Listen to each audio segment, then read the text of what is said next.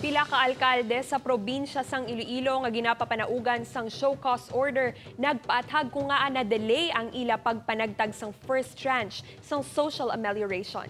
Si John Sala nakatutok. 11 ka mga alkalde sa Western Visayas ang ginpapanaugan sang show cause order sang Department of the Interior and Local Government may kaantangan sa delay sa pagpanagtag sang ayuda pinaagi sa Social Amelioration Program.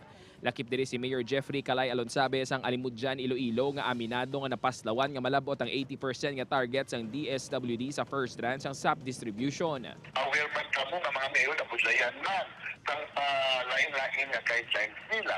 Secondly, wala man kami, hindi man kami aware, hindi man kami well-informed na dapat may ginatala na sila nga deadline. Subong man nga adlaw nakatala na nga maghatag sang sabat si Mayor Maria Lina Holipa sang Leon, Iloilo. Suno sa alkalde, Mayo 4 pa lang sa natapos ang banwang pagpanagtag sa mga target beneficiaries apang bangod man sa pagdugang sang DSWD sa mga sarang makabaton liwat sila nga nanagtag. Of course, during that time, ECQ kita, number one na problem ang transportation. And mostly sa 85 barangays na ina, damo pa kami mga sitios nga ang means lang gidiyasang communication nga makalapot dito sa ila through radio. Wala man gilayon natapos ang paghatag sang ayuda bangod kalabanan sa mga barangayang nahamtang sa nabukid nga bahin sang banwa kag mabudlay padulungan.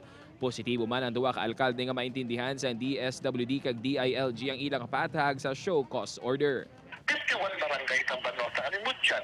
May tabi kung robot ako at computer ako ay kapagsiring nila nga mo na yung sigita. Kung magbalidit mo lang ang pag-reassess mo sa ato yung mga beneficiaries, it takes time for us. Kung pwede lang tanan matagaan. But with the guidelines, of course, nag-stick kami sa guidelines. That's why nga, ako na mo nga nag-stick to kami.